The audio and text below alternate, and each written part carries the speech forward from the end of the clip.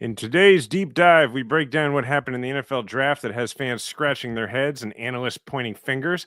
But before we take the deep dive, our quick five. One, Ravi tells us how the new movie Sinners impacts Josh Allen's politics. Two, what Wrexham Football Club's success means for the team and city. Three, Jarren Duran confronts a heckler and what it means for mental health stigma. Four, the Commanders are going to be in D.C. proper again. Will politics intervene? And then five, some Eagles fly to the White House. I'm Jason Kander. I'm joined by Ravi Gupta and Adisu Demisi. Welcome back to The Game Within, where we talk about the business and politics of sports and how each shapes what happens on the field. Okay, first in our quick five, Ravi, please tell us about your theory that Haley Steinfeld, is it Steinfeld or Steinfield? Stop pretending like you don't know who she is. Honestly, I'm only vaguely aware. What was the movie that she was in that was everybody loved that I also remember loving, but I don't remember what it is now. What is she known for? Well, the big one now is Sinners. But before that, I mean. The thing with she's known mostly as Blake Lively's sidekick turned basically breaking out on her own now. But there was anyway, I know I knew her from something. Go ahead. Give us the theory about how she's moving Josh Allen to the left. And I think, look, there's going to be a lot left unsaid here about contrast between her and certain other spouses of major sports figures in the NFL. And There's not going to be said anything about that. I'll leave it to everybody to fill in the blanks here. But Josh Allen, when he was drafted, there were old tweets that resurfaced where he said some things that were not great, and that would indicate like a fairly rightward, tilt. And then he's a regular on Barstool Sports and stuff like that. And he's said some stuff in interviews. I'm a close watcher of his comments where if you're reading between the lines, you'd be like, all right, like this guy is probably fairly right leaning. And his family grew up in Central Valley, California, which as Adisu knows is a fairly right leaning place. And so my assumption was always that he was a Republican. And then he winds up marrying Haley Steinfeld, who is a very, very outspoken liberal who's tweeted about women's rights and about Trump and things like that. And then I was watching Sinners, this movie that she stars in over the weekend, and I'm left thinking to myself, okay, Josh Allen at most is a moderate at this point. There is no way that house is functioning if he's a right-leaning person. And the whole movie has like a very political, subversive kind of message to it. And then I started looking at videos of him on the red carpet saying great things about the movie, and I'm like, this is how it happens, Jason. And I imagine it's, you guys have your Super Bowl rings, we have our integrity. Oh, good God! No, okay, I figured it out. I know her from Pitch Perfect 2. She's great.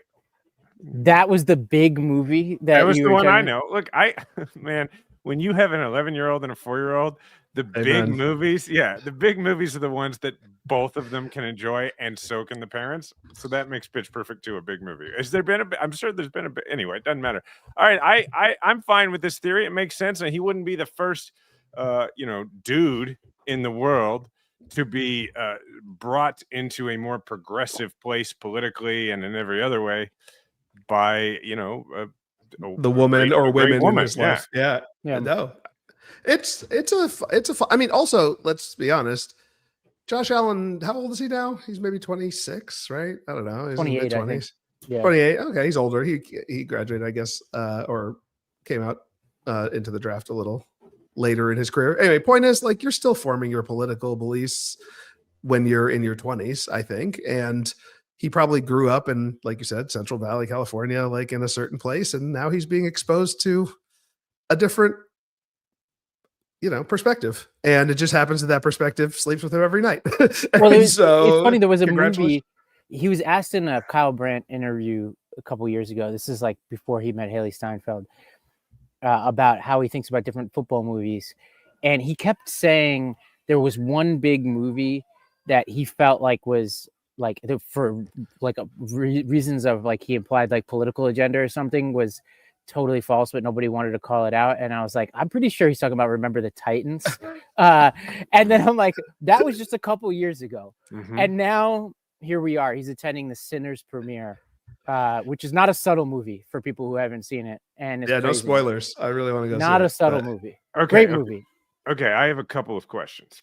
Well, one, I have a point and then a question. The point I would make is that if we, all men in our 40s now, I believe, early to mid 40s, but 40s, if we go back in time, when you were 28, your politics were still.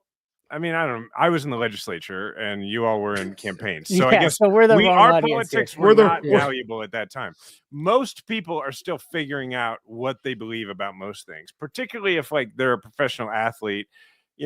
Most of them are not like Aaron Rodgers, where they're preoccupied with this. In fact, when he was in his late 20s, he wasn't preoccupied with this, to my knowledge. So that I totally buy.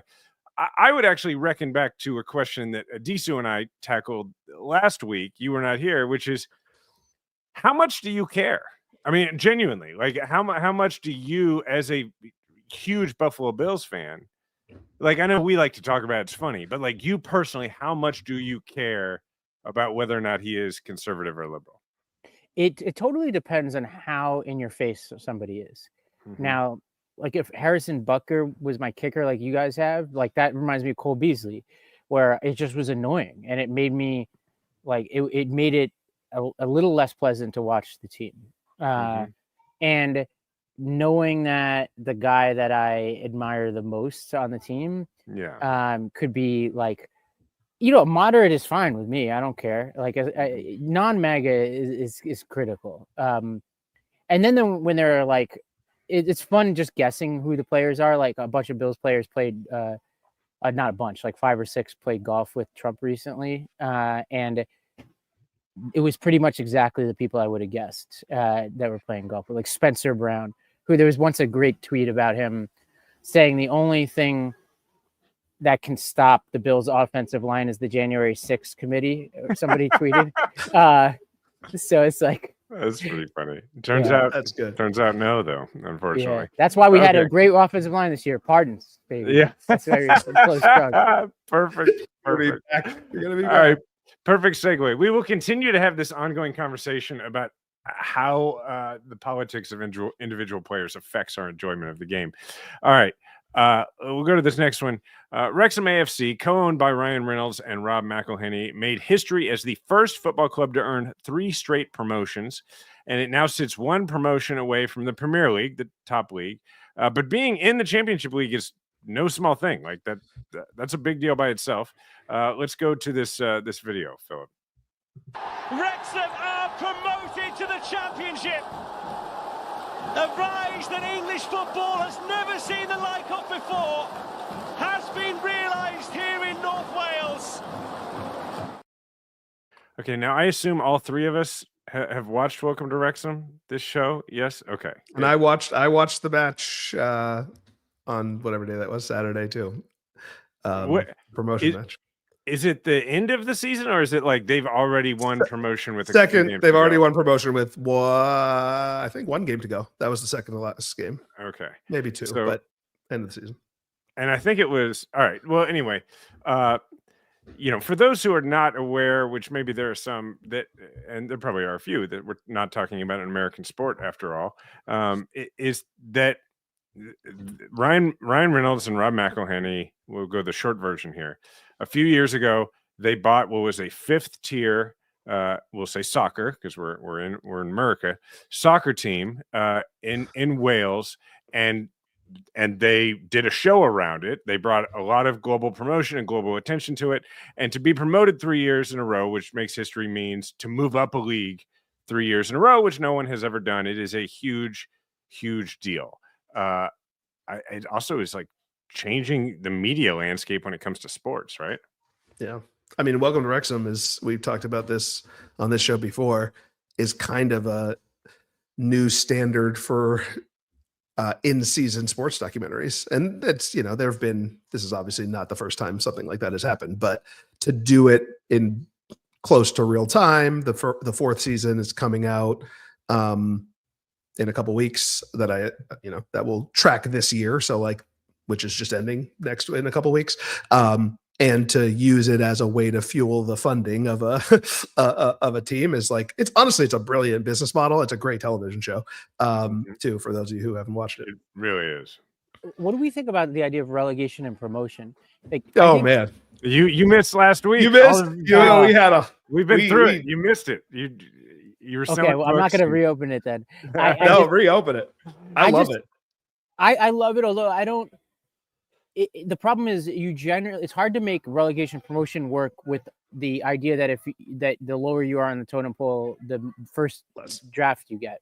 Because a draft, I don't even think the Premier League has drafts, right? No, it doesn't. Yeah, that's my problem with it. Because I do like the idea that there's like a cycle that you go through where, like, theoretically, this is why the New York Jets are a comically horrible franchise. It's like, how do you manage to be that bad that long, picking early in every draft?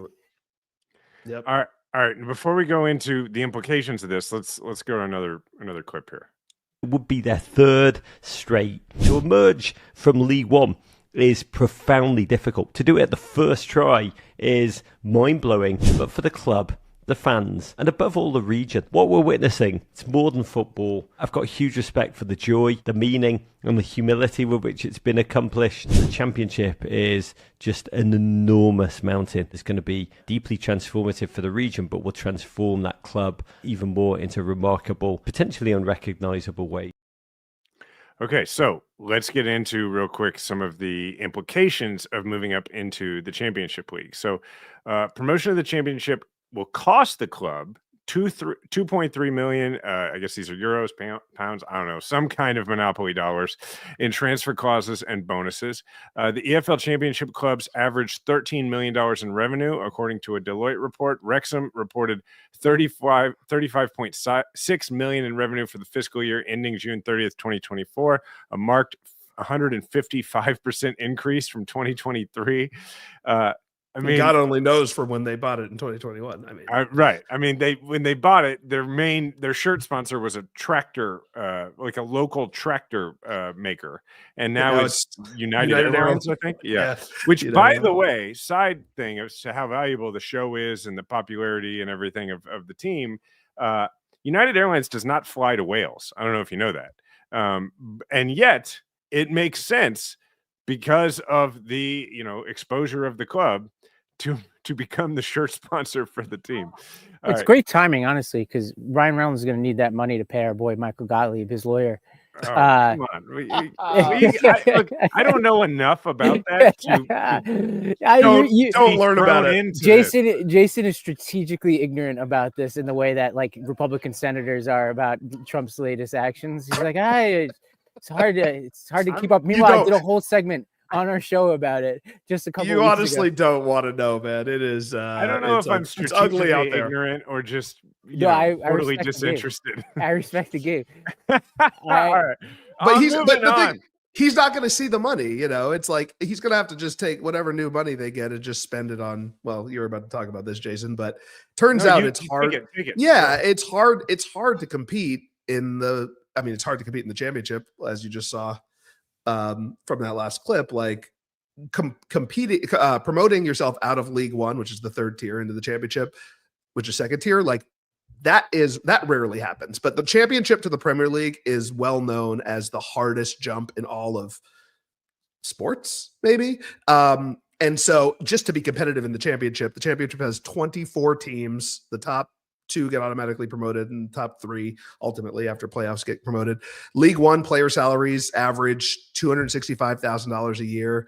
Championship salaries $825,000 a year. So all these players that are getting paid $250,000 a year, which is not nothing, but suddenly are competing against millionaire players and better, right? There are teams that were in the Premier League this year, right? They got relegated, that have players that could be playing on Liverpool or Manchester United or Real Madrid, who are going to be now playing up against Wrexham. So it's a huge jump in salaries, but it's just a jump in level. And Phil Parkinson, who is a main character in the show, and the coach, the manager of Wrexham, he says, even coming up to League One, the jump to get players of Championship quality is expensive. But obviously with the next level, I don't think people outside football quite realize. They think players in League One must be multimillionaires, but the drop off from what people read about Premier League players when they come down is huge.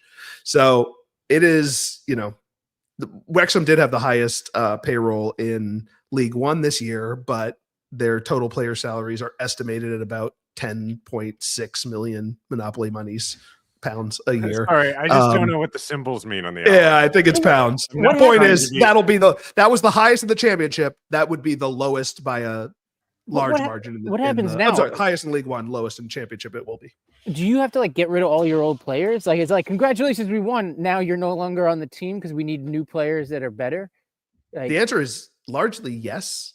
I mean, some of their players are going to be good enough to play in the championship, but yeah, the there's answer is 2 or yes. 3, I'd imagine that would. Well, but okay, which which is bittersweet, right? That a lot of those players may not get to continue on. However, if you played on the team, like if you're probably going to stay in league, here I am trying to analyze European football. I don't know a damn thing. I've watched the show, and I don't know that I've ever watched a match start to finish. But whatever, let's go. Let's irrational confidence. Lock in, baby. I imagine like if you were on the team that did that, you're going to have greater marketability if you stay in League One anyway. But also, I think everybody's looking at this going, well, what are the? I mean, it's going to be so hard for them to get promotion a 4th time.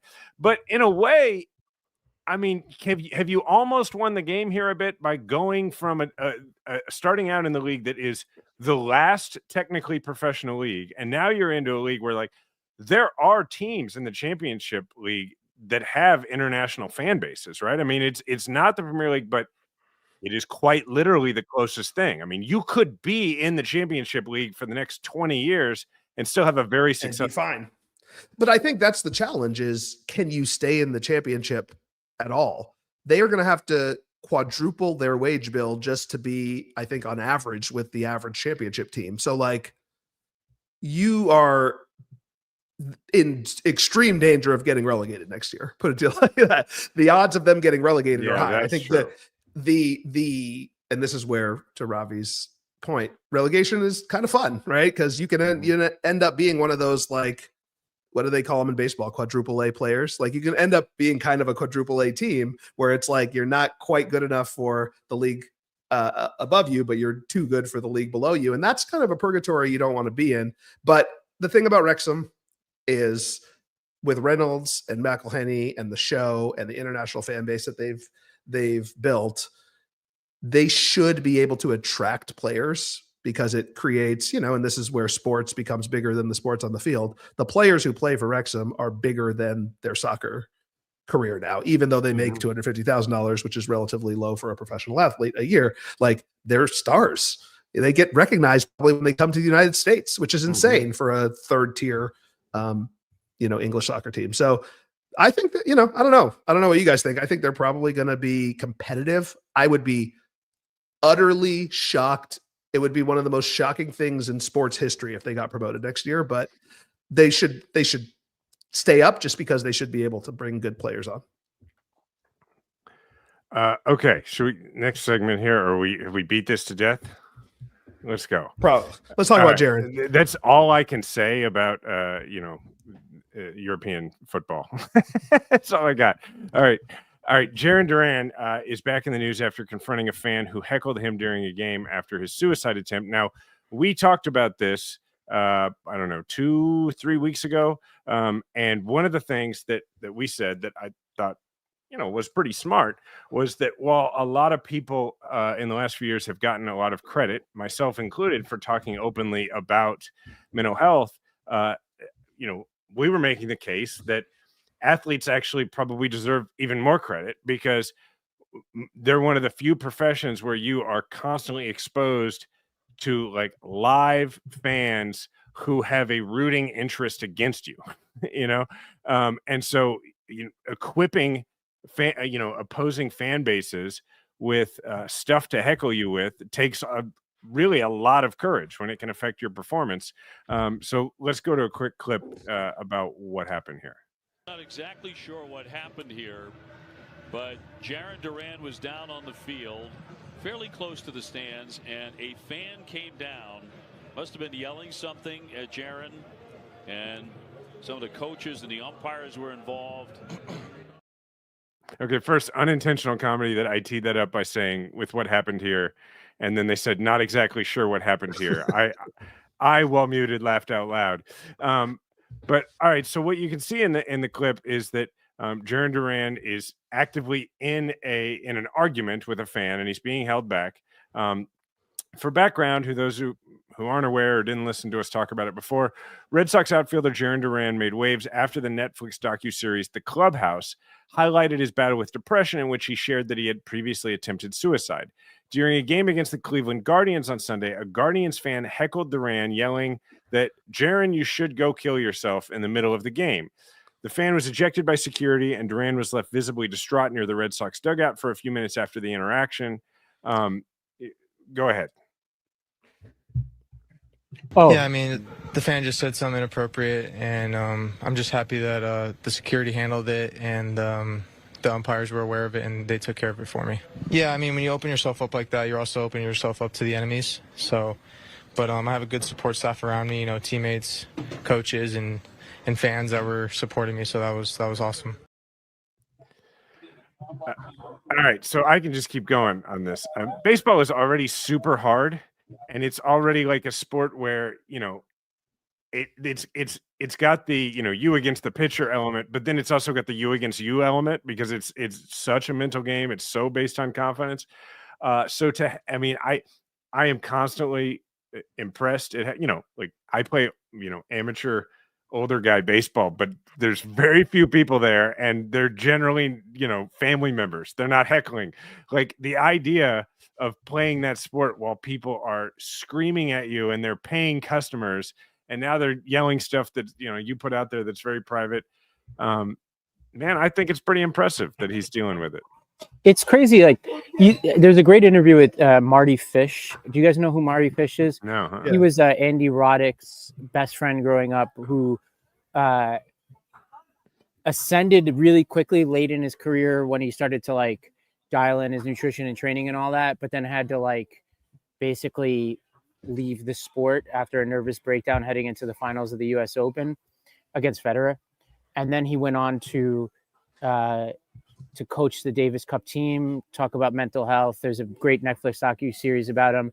He's apparently by all accounts the best golfer, non-professional golfer that is on all these celebrity circuits. He golfs with your boy Steph Curry, Adisu.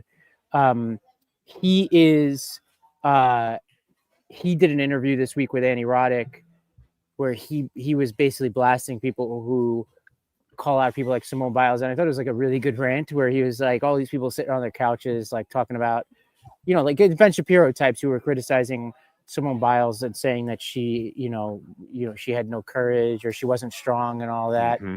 And Michael Phelps, these people who are the most decorated Olympians we've ever seen. And then they get these people sitting on their couches calling them cowards. It's quite ironic. And Jarren Duran is once again having a really good season.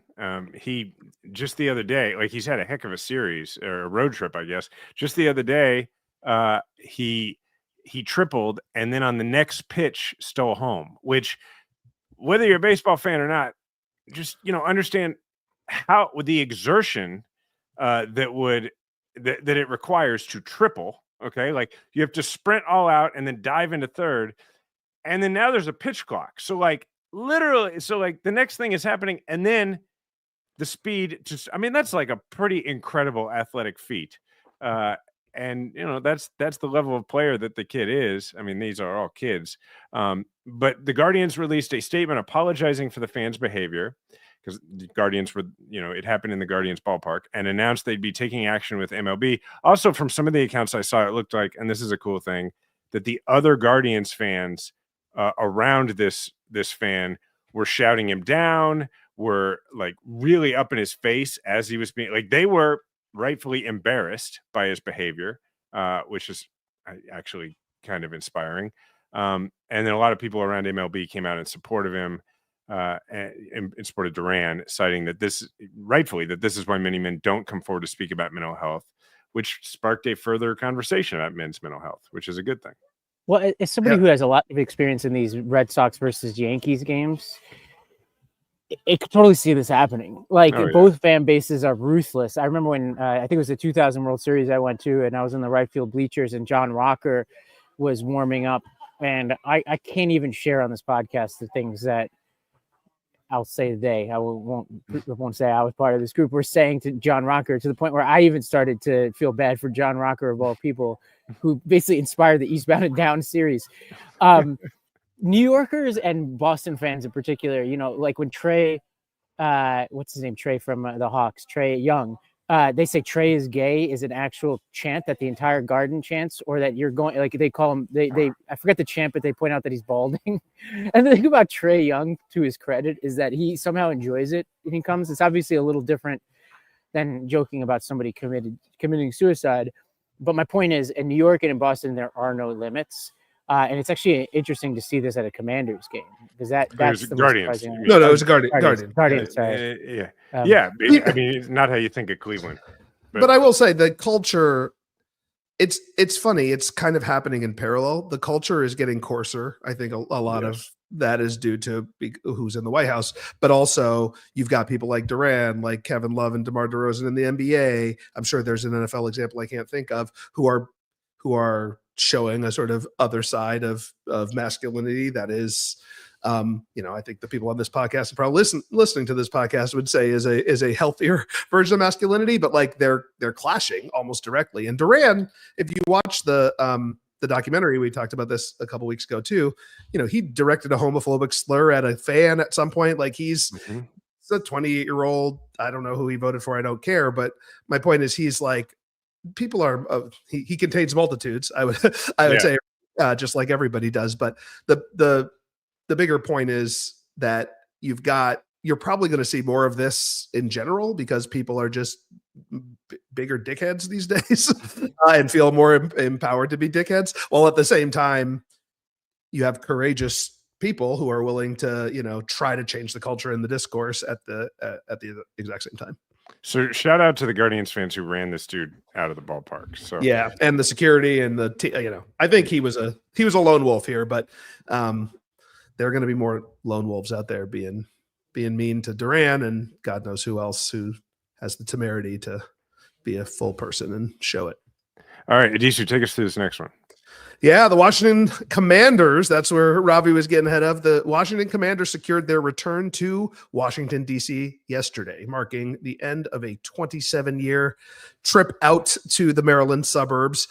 For those who don't know, the Commanders reached an agreement yesterday to build a 65,000-seat stadium at the site where RFK Stadium, which was their home until 1997, still stands. Let's show a clip here of the members of the Washington City Council praising this move.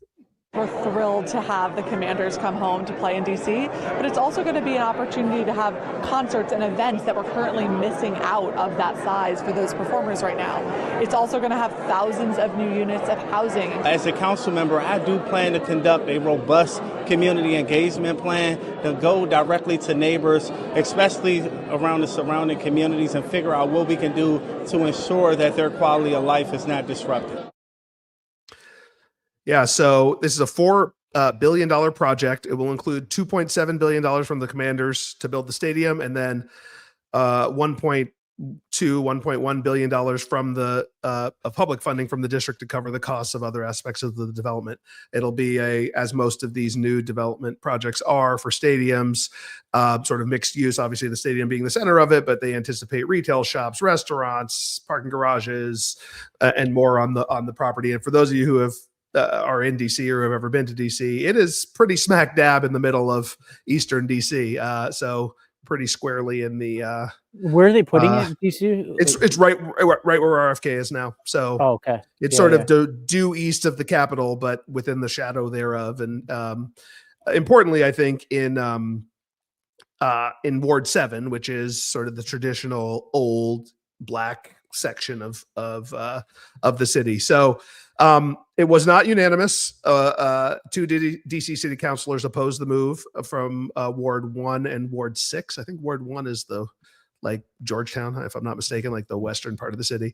And I think it's important to note before we talk about this that the stadium right now is in Landover, which is in Prince George's County, Maryland, which is directly east of DC. And PG County says it will lose tens of $billions in yearly revenue due to this movement. And we have a video of a PG County rep talking about it yesterday. In addition to potentially losing the FBI, We have tens of thousands of federal workers and contractors here who have either already been told that their jobs will be eliminated or they're in fear of their jobs being eliminated. And these are individuals who've given so much of their lives to making this nation run. And so it's a lot of things happening at once.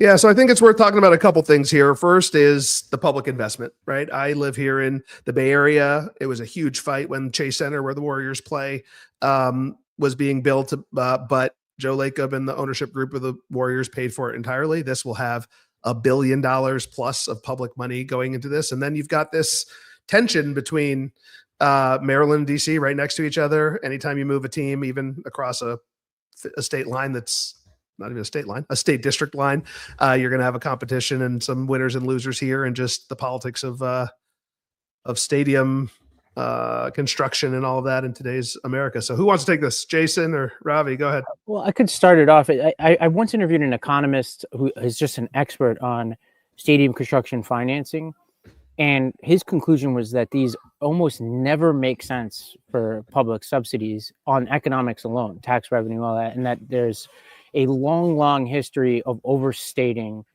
the benefit to taxpayers, if you're just looking at it from a taxpayer's perspective. And his numbers, I remember, being pretty stark. Like, even deals that people trumpet as the best of the best still didn't return a positive return for taxpayers, and certainly don't meet the bold promises that people make. And the second point he made, which definitely rings true as I'm hearing these folks talk about this, is there's all these promises of mixed use, this, commercial, that. DC is such an interesting example of this. Like, if you drive through DC, there are insane amounts of vacant storefronts, even in DuPont Circle right now, and now becoming residential commercial vacancies because of the city's struggles, which we can talk about if we want.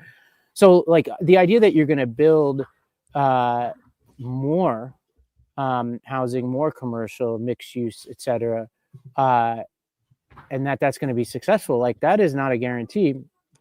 And so I would generally, I would be skeptical of it on economic grounds. Now, there are other reasons why you might want a stadium in your city, but I don't think that it usually passes the economic and fiscal tests.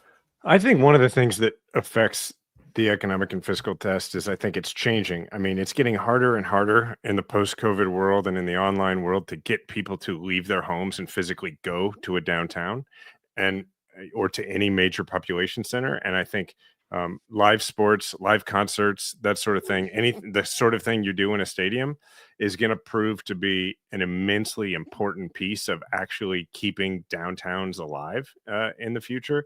I think that's a great argument for it.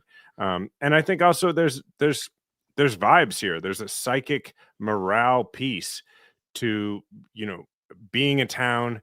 I mean, look, it's the Washington Commanders, and they don't play in Washington. I mean, I do think that it's hard to quantify, but I think that matters. And I think having them play there matters. And I think what it does for the morale of the city, it's hard to quantify that stuff, but I do think it really does matter. Yeah. I completely, well, you should talk, Ravi, because I have a lot of thoughts on this. I live in Oakland, California, who recently, as recently as 5 years ago, had 3 professional teams playing in our city, and now has 0. People are just looking for Oakland sports teams to move. Yeah, I know. Terrible. It's true. It's like, but yeah, we went from 3 to 0 in 5 years. And I just want to, on that point, I'll say some more later after you, Ravi.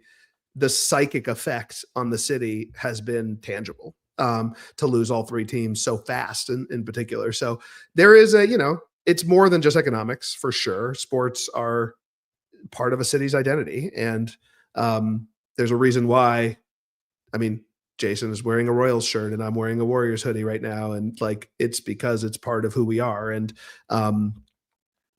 you can't put a price tag on that, I guess. And this probably means a lot to, especially where they're putting it, the people of southeastern DC, where, that's the beating heart of sort of old Washington. It's not where it's not what most people think of when they think of Washington, but it's actually what DC is.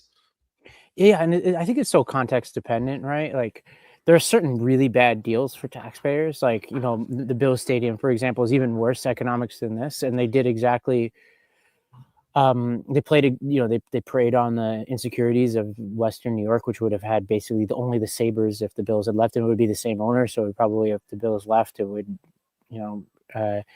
signal that all sports teams are leaving Western New York, and that team is so central to the identity of Western New York.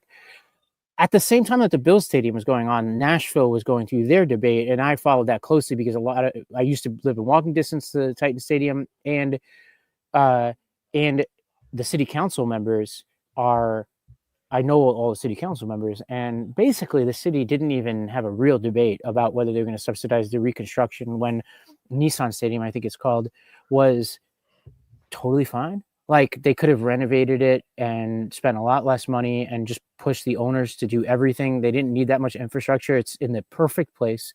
And any argument, the owners were trying to pretend like they were considering moving. The idea that a sports team would leave Nashville, Tennessee right now, given what Nashville means and how it's growing, it's like they should have called the bluff with the owners. They should have just told the owners to renovate the stadium, reinforce it structurally, whatever they needed to do. It's perfectly fine. And it passes all the tests. You could walk straight from the stadium to Broadway and spend your money. There are tons of hotels around there. It ain't going nowhere. The city shouldn't have spent $1 on that stadium. Yeah. And that's kind of, here in Oakland, we had a huge fight over the A's stadium, which is a dump, or what was the A's stadium is a dump, needs to be torn down. But where do you actually put the stadium? And I think this is to Jason's earlier comments, like where I think and yours, Ravi, where I think the Commander Stadium works. It's in the center of the city, right next to or will be right next to a metro line. Like, it will be easily accessible. And what I saw here in Oakland is like the Coliseum, where it is in Oakland, is like kind of isolated. There's no reason really to go down there other than the game. There would be no reason to go down there other than the game. Certainly how it's built right now. Where they had proposed doing it, Howard Terminal, was like downtown on the water. It would have, and literally across the bay in San Francisco, you have, what's it called now? Oracle Park. It was AT&T and Pac Bell since I've been here, but Oracle Park, where the Giants play, and an entire neighborhood. That was like the driving force behind the existence of the entire South of Market neighborhood, in my opinion, now 20, 30 years ago, whenever it was built. And it worked. And people made the same arguments, like no one's going to go there, et cetera, et cetera. And suddenly it did. So it is very dependent on the context. It's dependent on what the city needs to. Oakland and the Bay Area really need housing. So like having a housing forward multi-use development here would have made a lot of sense, I think, right? Versus a commercial one where, especially if it was going to be down by the Coliseum, no one's going to go down there for that. They're going to go for the game and leave. So it's complicated, but I actually think this makes sense for psychic regions. It makes sense because it's going to, in my opinion, probably create an entirely new neighborhood around what is now RFK Stadium. And like, people might actually go there.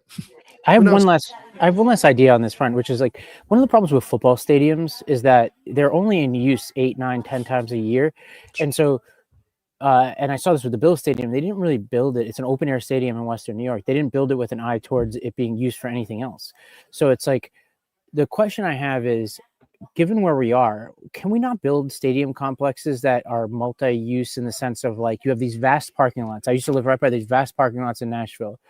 I'm like, do we not have the technology now to make these parking lots like a park when there's not games going on, where like kids can play sport? Like there's like convertible ballparks that are in turf, and that there's like some kind of mechanism to cover them for parking when the games are happening, but otherwise it's a park where people can play sports and kids and all that. Like, it would be in the perfect location for Nashville.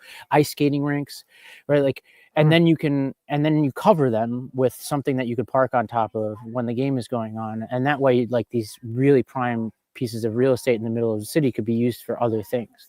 You need to like make a slide deck and pitch that business as we convert parking lots into other things. That's awesome. It is.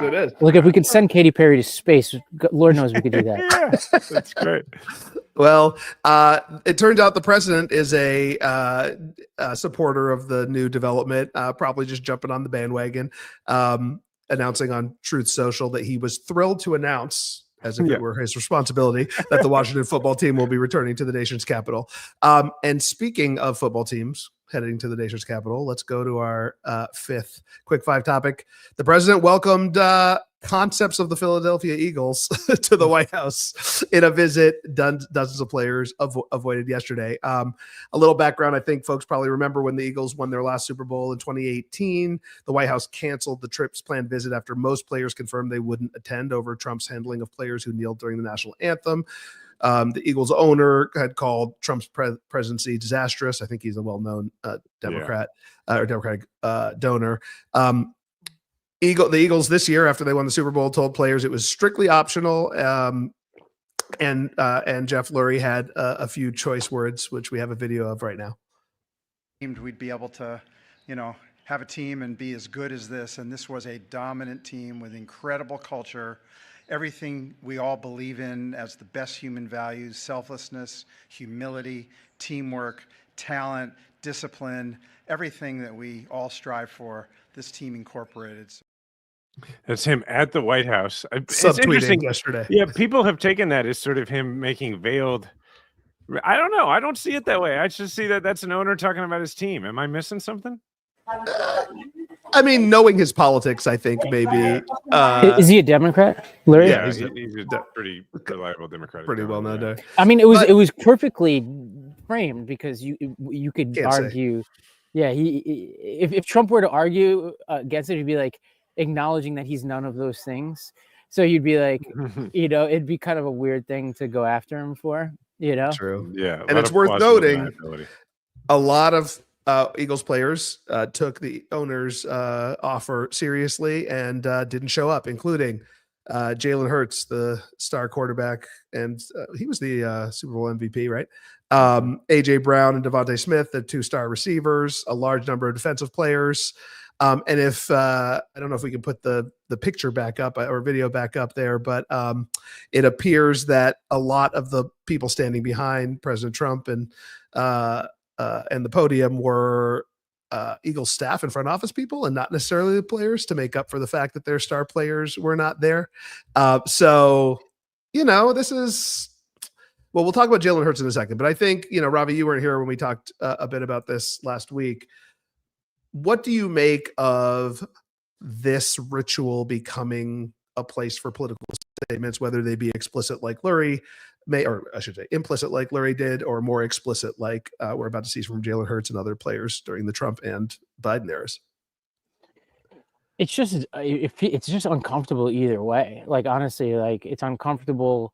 It's like anything else in our politics. The more polarized we get, and the more flawed the people are in the White House, the more cringe these events get, and the less I'm like, if I'm a player, I'd even want like any part of them, even if it's the president that shares my politics. It just feels like an opportunity for teams that are otherwise united to find reasons to fight with each other. And also, it's a time when people are supposed to be relaxing and, in the off season and doing less interviews and having less pressure. And then you got to be asked constantly about this event. About politics. It's just, to me, like I'm here at a fitness camp in East Tennessee, and at least half the people here don't share my politics. And I have to say, like, I am going out of my way not to talk about politics because there's so much more like that has brought us here together, specific to what we came here to talk about, that I don't want to come up with a reason to automatically be at odds with people I just met. And I feel like teams, I've come full circle on this in terms of like the political statements of sports people. I'm very, very like inclined to give people grace who are in sports, who say they don't want to in any way make any political statements because their first priority is to win and to be unified with their teammates. And I'm sympathetic to that, particularly in team sports, because totally. It's one like I just, when you have and if you're a leader on the team, or just in general, like in team sports, what's one of the big rules? Like, don't be a distraction, don't create a problem, right? And don't create disunity.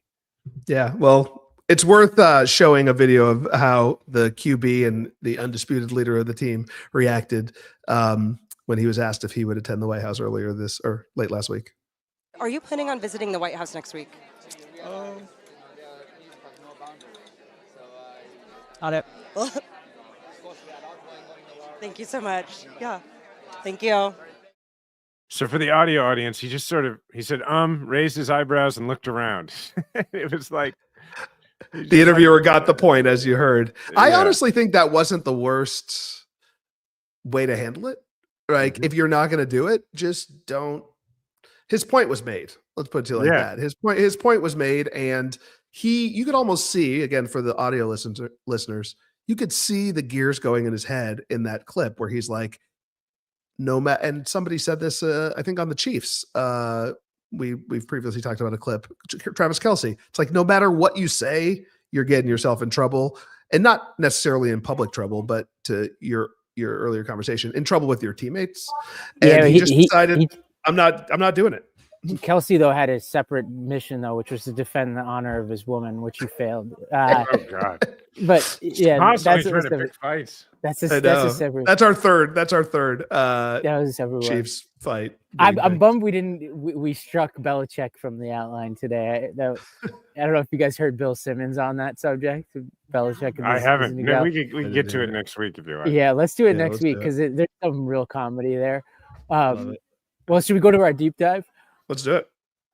All right. Well, go ahead, Ravi. Well, I watched the draft. I think you guys watched the draft. And the draft is amazingly, like, it is for what it is way more entertaining than it should be. And I thought it was particularly entertaining because Saban was commentating, and he is the most viscerally, blisteringly negative person when you get him in the right context, but could not find a negative thing to say about anybody drafted. Literally everybody drafted. He was like only playing up their strengths. And somebody made the analogy to like grandparents who were like really strict parents, and then they just do nothing but dote on their grandchildren. And that was the vibes that Saban was putting out. But this Sanders slide, I think, caught a lot of the media off guard. But I think there were a lot of signals heading into this that he was going to slide. And I'm curious as to what, if either of you guys have strong opinions about what to make of this. Because I think people seem to be like agitated about it for reasons that, based on my understanding of it, feel a little out of place. I thought it was pretty fascinating. And I will admit, and I think I've said this on here before, that I fully did the bandwagon Colorado thing. Like I'm a full subscriber, season, I don't mean it literally, but season ticket holder to Coach Prime, like, and to all things Dion. Like I just have been for a really long time. So I watched every episode of, the documentary that's basically a TV ad for him from when he was at Jackson State. And then I watched the season or two or whatever it was in Colorado as well. And so I've been very invested in it. And because I only watched I only knew Shedeur through the documentary, where understandably it portrays him in the best possible light.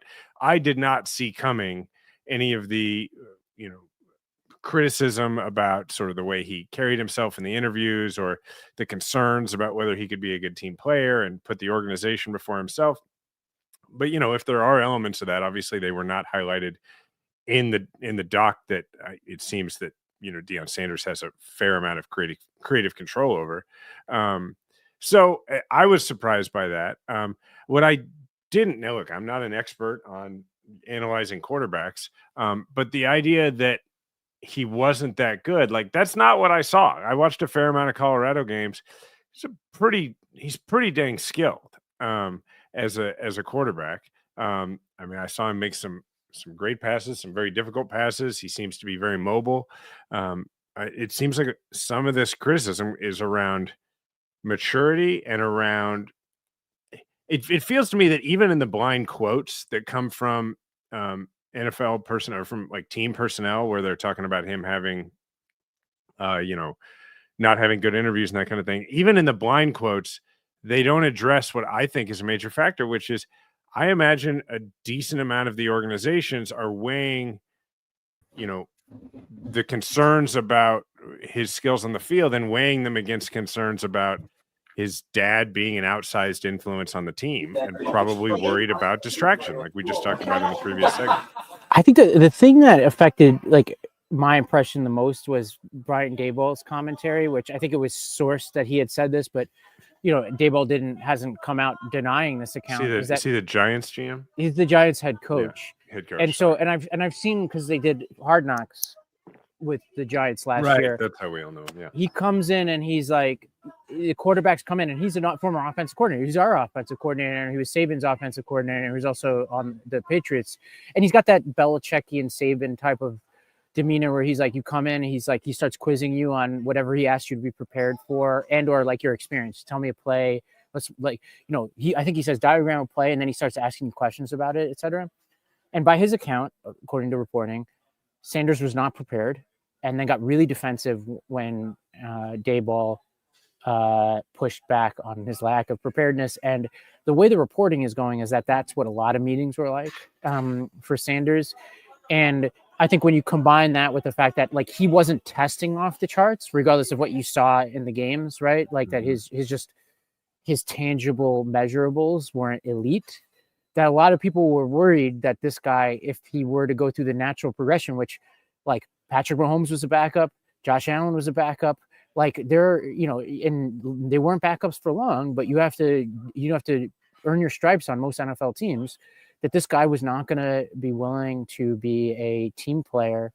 He wasn't going to, he came in with a certain attitude that he was entitled to certain things. And that's at least what the reporting was. And it's hard not to believe that there wasn't actual fire where there was smoke, because why else would every team pass on him for multiple rounds? It's like, I know people like to believe in conspiracies in the NFL, but like people draft players that they think are good. Look, there were multiple players drafted who had major criminal problems before he got drafted. So I think there was probably something real here in these meetings that people saw. Well, let's real quick look at this Colin Cowherd commentary on some of what we're talking about. There were two other things that came out that I hadn't heard of. These are huge factors. Few teams that actually was interested in him said, well, what do you make of this really bad play? And Shedeur said, maybe I'm not the guy for you. Teams will install mistakes intentionally planted in the install, and they want you to catch them. Shedeur didn't. And when a coach called him out, once again, it didn't sit well. Yeah, it's interesting. I've heard plenty of stories about players who turned out to be great and ended up still getting drafted decently high, having really bad interviews.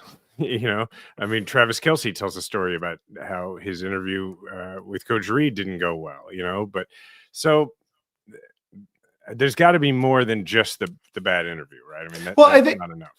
It's probably the combination of the bad interview and the fact that he's not as good as people think, or as people like us may think he is, because part of the reason I think he became what he is, obviously, is his dad, et cetera, but it's because of his dad, he was on television, right? We were paying attention to him, and like they won some games, right? Although what's his record as a starter? It was like 13-12 or 14-12 or something like that. Like it wasn't like he was great, but my point is, we saw him with our own eyes as a fan base, as opposed to of the 300 players drafted or whatever, or 150, 70, whatever players drafted. Like how many have we actually watched with our own eyes? Like very, very few outside of the first couple, and certainly not studied. So I'm with Ravi that like there's definitely some fire there about his actual ability, not just his bad interviewing, but his actual ability to play football at the professional level. And he would have been drafted. He probably slid a little bit because of the Dion and the bad interviews, et cetera. But the reason why you slide to the 5th round is because people don't think that you can cut it. And they may be wrong, right? But they've been wrong before. Like Tom Brady, obviously being the biggest example. Dak Prescott went in the 4th round.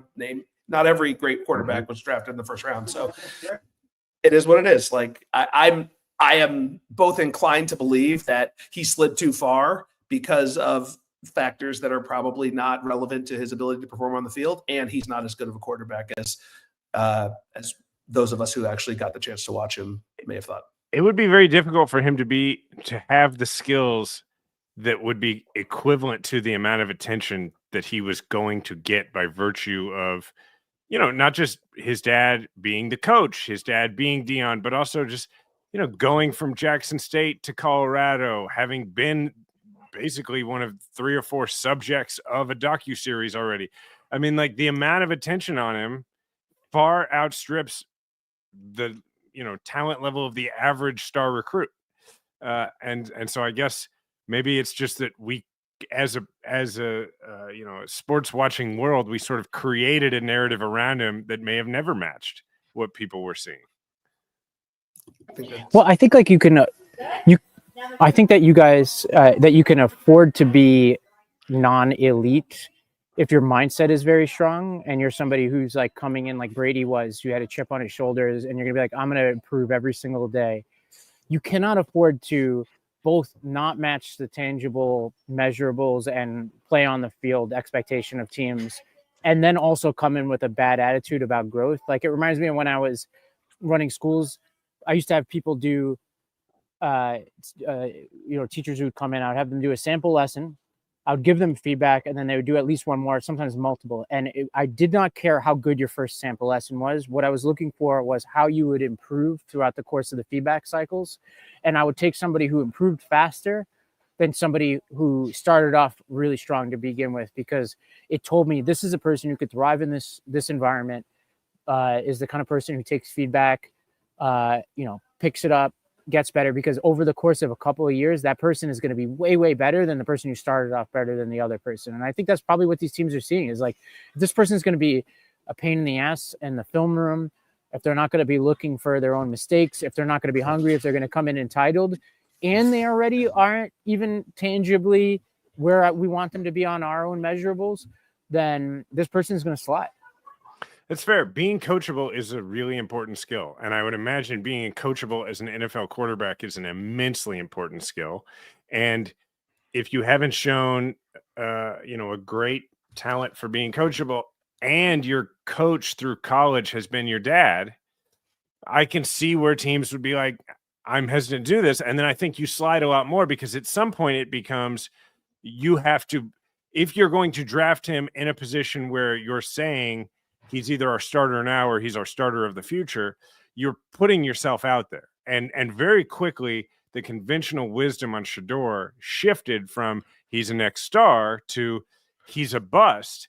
And now it became, by the third round, it became like, to choose him was a risk in and of itself. Like, it went, now choosing him was you going out on a limb and making a risky choice. And the whole thing flipped.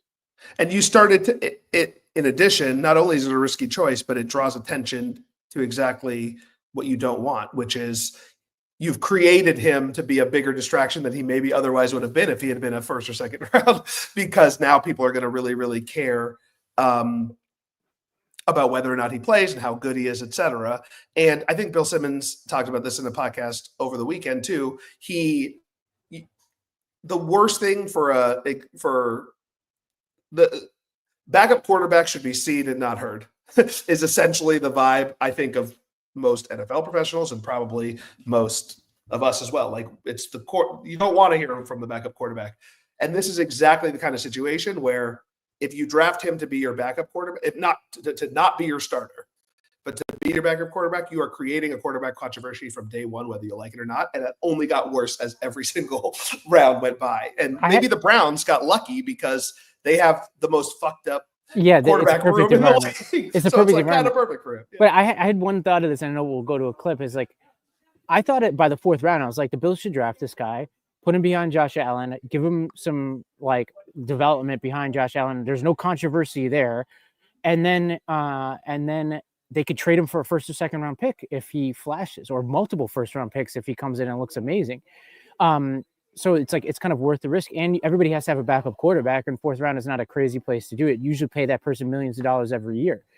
But then I thought about it, and I was like, we went through Stephon Diggs. Mm-hmm. We're going through James Cook right now. And I'm like, we don't need another person negotiating through the media. And I was like, it's not worth it. And I think that's what a lot of teams went through, because there are a lot of teams with starting quarterbacks who could have given this guy good development, but just didn't want the trouble. And it's not like it's a trade piece. It's not like baseball where you get a player and you're like, hey, we're not going to be very good this year, but by the All-Star break, he's going to be good, and we'll trade him for prospects. because in baseball, everybody sees that player for the entire first half of the season. If it's a backup quarterback, nobody knows whether you've developed them and whether they're any good unless your quarterback gets hurt. So, okay, with that said, let's look at this clip of his presser here. If you ain't trying to change the franchise or the culture, don't give me. So you should know history repeats itself over and over and over, and I've done it over and over and over, so it should be no question why an NFL franchise should pick me. You think I'm worried about what critics say or what people got to say? You know who my dad is? They hated on him too. Yeah, look, I mean, the thing is,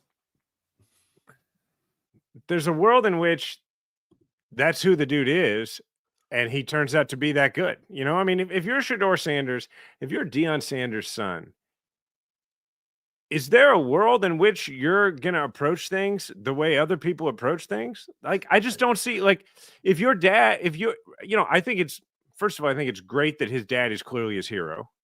I think that's awesome. And I think he's approaching life the way his dad did. It may turn out that the deficit between the gulf between his confidence and his skill set is there, and as a result, it's not the same as it was for Deion. But if it turns out that he's pretty darn good, this is going to be an awesome story. And I'll tell you what, that's what I'm hoping for. I am rooting for him, not out of any investment in him, just because I think it would be so cool if the whole time he's been like, no, I'm the greatest thing ever, just like my dad was the greatest thing ever. And then he turns out to be the greatest thing ever. So I hope he has a Hall of Fame career in the NFC, because the Chiefs are in the AFC. The thing is, if I know he he's is going to an AFC team, but still. If he does become good, it will be because of this, not in spite of this.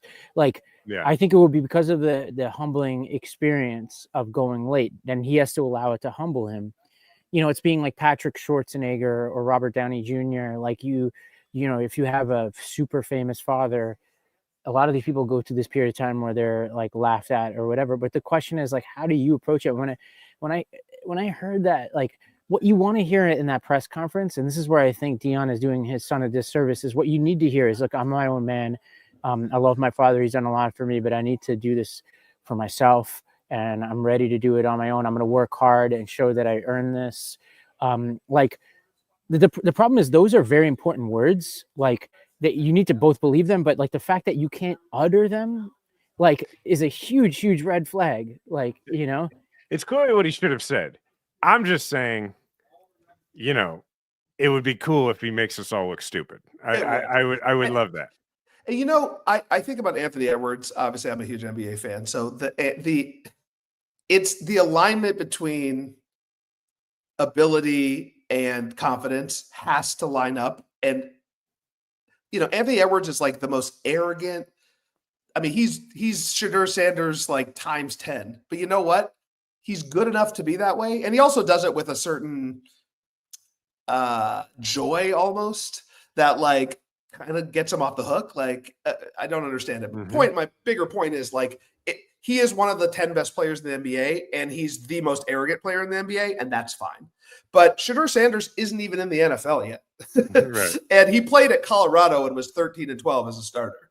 So has he earned the ability to be that arrogant? The answer is basically no. That's what it comes down to. And NFL, I think, also has more conservative front offices than that.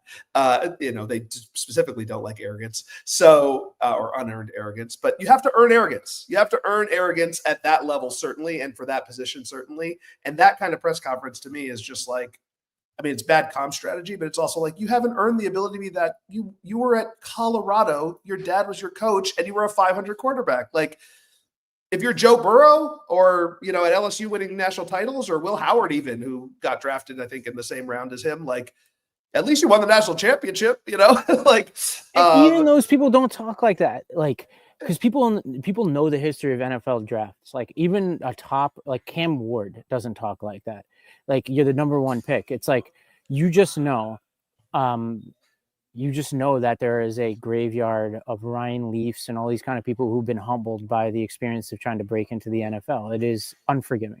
You know what? We got two more videos to play that delve into the other controversies on this. But one thing that occurs to me is that I'm not sure that it's a matter of him just being I'm the greatest football player ever. if you are Shedeur Sanders or Shedeur Sanders, and you've grown up watching your father, one of the things you would probably come to believe, and this is, I think, a good thing, is that there's more than one way for you to become very successful. And it may just be that he's like, look, I'm ready to go be a star quarterback in the NFL. But if that doesn't work out, understand, I'm a Sanders. I'm going to be a star. It's what we do. And so, I think, I don't know. Let's look at this clip of Stephen A. and Marcus Spears going back and forth. If you think that I'm going to sit here and assume that that was strictly an evaluation about his football skills alone that led to him falling out the entire first round without his father having an impact, I don't buy that. Shedeur Sanders dropped out of the first round, and people want to create this conversation like it has something to do with his attitude or it has something to do with prime. Yes, that can cause you to drop. But if you got crazy talent, bro, some team would have took him in the first round. Well, that's right. And that also, all that commentary came from, before he had slid out of the second round. And that, what did he get drafted in? The fifth. Yeah. I mean, day 3 also, which it gave us 48 hours, 2 nights to marinate on it. And, people have brought up issues of race too. Like, can a black man be that arrogant essentially? And is there, would it have been different if this was a white player, whether they're a quarterback or not? It's a fair question, right? And I think it all comes back to the alignment of how good were you, right? How good did you actually show you were versus how demonstrably arrogant you are. Mm-hmm. And I do think there's a double standard for black athletes and women certainly. Like, a shit talking woman does not get the same kind of grace that a shit talking, in fact, praise that a shit talking man gets. So don't get it twisted. But I think I'm with Marcus Spears here. It had to have had something more to do than just God knows, Ravi, you said it, what the off-field issues have been for the players, the 140 players selected before him. I'm sure there were some pretty bad ones. The guy Green, who I think went to either the Ravens or the Eagles. Ravens, yeah. Dude had 2 separate sexual assault allegations right after another. After he signed a zero tolerance pledge to, I think, UVA or whoever team he went to, and then he got drafted in the second and third round.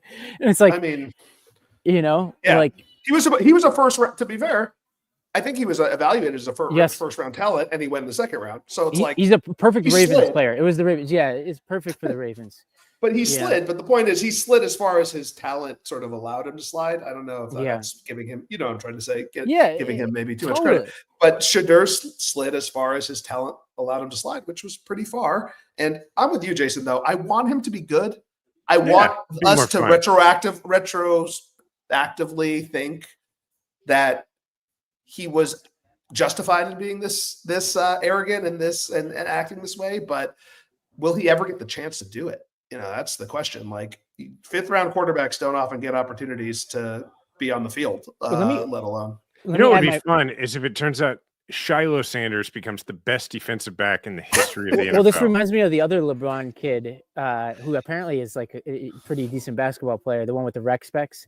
But my final piece on this before we move off is I have a revised hope for this, which is related to your hope, which is I want him to be good, but I want him to be good because he's learned from this and actually humbled himself and learned how to be a professional. That's what I want. And then he could be as arrogant as he wants, but I would love for him in his interviews to talk about how he learned a lot through this experience and dug in and learned to be his own man and watch film and, be a backup for a couple of years and wait his turn and learn the game and learn to work hard and, improve his physicals. That's what I want to see. Totally disagree. I don't want any of that. I want him to be just like Dion. I want him to be, Dion was like, you know what? I don't care. I'm going to go play baseball sometimes and I'm not going to make it to practice. And I'm not going to study. The Dion Barry Rice dynamic, if you ever look into it, is really funny because Barry Rice is what I just described. Dion is what you just described. I want him to be like that. I want him to be, don't want this, but this is like what I'm saying. I hope this would be so cool if he doesn't become, more humble. And if he continues to be like, yeah, I might look at the plays, I might learn him. I don't know. But it turns out he's just so freakishly good. I mean, look, I know this is unlikely, but wouldn't it be fun if he's just so freakishly good, nobody can touch him? He by all accounts has none of the elite athleticism that his father had, which allowed him to be so arrogant. Yeah, he's a quarterback. Like you can return kicks and be, a super athlete as a two-way player, mostly as a corner, when you just have freakish athletic ability. It is harder to do that as a quarterback. That said, wouldn't that be fun? All right, before we go, before we leave this, we got to talk about the fact that Trump, of course, had to insert himself into this. He didn't hesitate. He took to Truth Social to blast the teams for not drafting Shedeur, and then Caroline Leavitt, the press secretary, gave Trump credit for the draft. Let's look at this video. One more. After the president's Truth Social post, the Browns finally took Shedeur Sanders. Does the president think he deserves credit for Sanders getting picked? And does he think going to the Browns is better than being undrafted? Hey, all I will say is the president put out a statement, and a few rounds later he was drafted. So I think the facts speak for themselves on that one. It's funny. A few rounds later, I don't think you followed the draft. That's okay. Any question, by the way, that starts out with something that's not terrible. Deserve credit? Yeah, does he think he deserves credit? Like, I mean, I think we know. Also, the Cleveland Browns absolutely catching a stray there. A deserved stray. Like, is it better to go to the Browns or be undrafted? Like, wow. The White House press room. The NFL needs to make a decision right now. I don't know who's supposed to be on Hard Knocks this year, but switch it to the Browns right now. I want to see the quarterback battle between the two of these guys. I think it would be great. Adisu, you froze for a moment in just a great posture. That was great. Yeah, sorry. Did you say the Brown? You said the Browns should be. Yeah, that's what I want. I want it to be the Browns. 1,000,000%. Yeah, it'd be just great television, man. So, all right. Well, this was fun to break down.